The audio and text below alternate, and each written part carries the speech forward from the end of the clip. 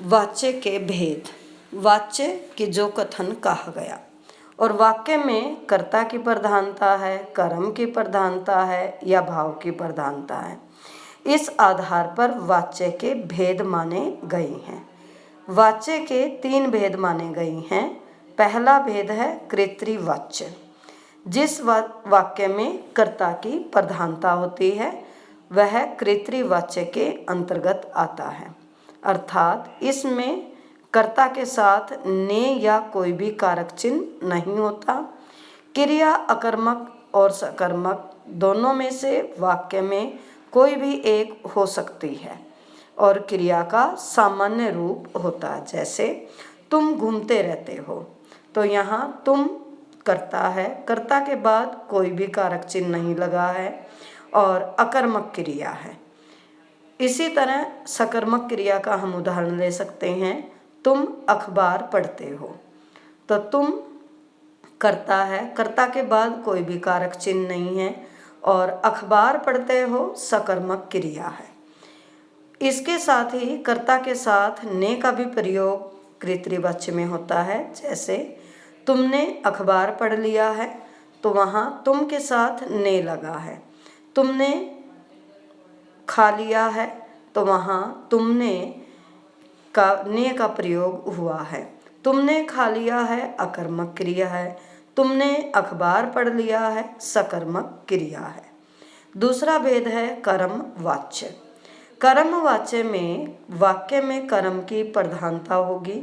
कर्म के अनुसार ही क्रिया का प्रयोग होगा और हमेशा सकर्मक क्रिया होगी और क्रिया के साथ जाना सहायक क्रिया का प्रयोग होगा।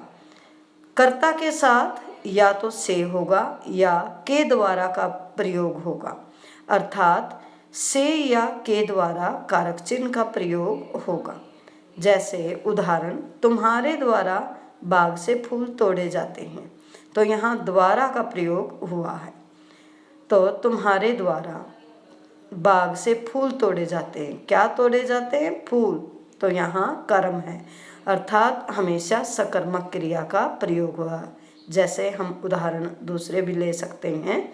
जैसे हमसे यह अखबार पढ़ा गया है, तो हमसे हम के बाद से का प्रयोग हुआ है। क्या पढ़ा गया है? अखबार पढ़ा गया है, तो यहाँ सकर्मक क्रिया है। तो कर्मवाच्य में हमें यही ध्यान देना है, कर्ता के साथ से या के द्वारा होगा और हमेशा सकर्मक क्रिया होगी और जाना रूप होगा। जैसे इसमें फूल तोड़े जाते हैं, जाते हैं जाना सहायक क्रिया का प्रयोग इसमें मिला है। जैसे यहाँ तुम्हारे के बाद द्वारा और जाना सहायक क्रिया है, तो यहाँ कर्मवाच्य का उदाहरण है। तीसरा भेद है भाववाच्य। भाववाच्य में वाक्य में भाव की प्रधानता होगी, अर्थात क्रिया ना तो कर्ता के अनुसार होगी ना कर्म के अनुसार, बल्कि भाव के अनुसार क्रिया का प्रयोग मिलेगा और कर्ता के साथ या तो से होगा या के द्वारा का प्रयोग होगा। क्रिया हमेशा अकर्मक होगी और सहायक क्रिया जाना का प्रयोग इसमें भी होगा। तो कर्मवाच्य और भाववाच्य में अंतर यही है।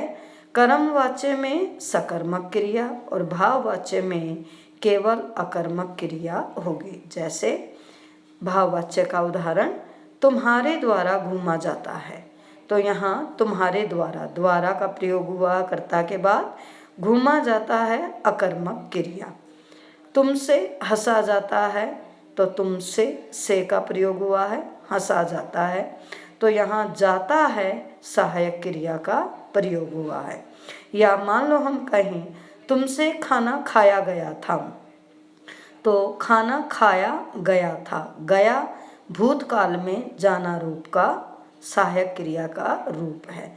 अर्थात भाववाच्य में हमें यही ध्यान देना है, कर्ता के साथ या तो से होगा या के द्वारा होगा, अकर्मक क्रिया होगी और मुख्य क्रिया के साथ जाना सहायक क्रिया का प्रयोग अवश्य मिलेगा।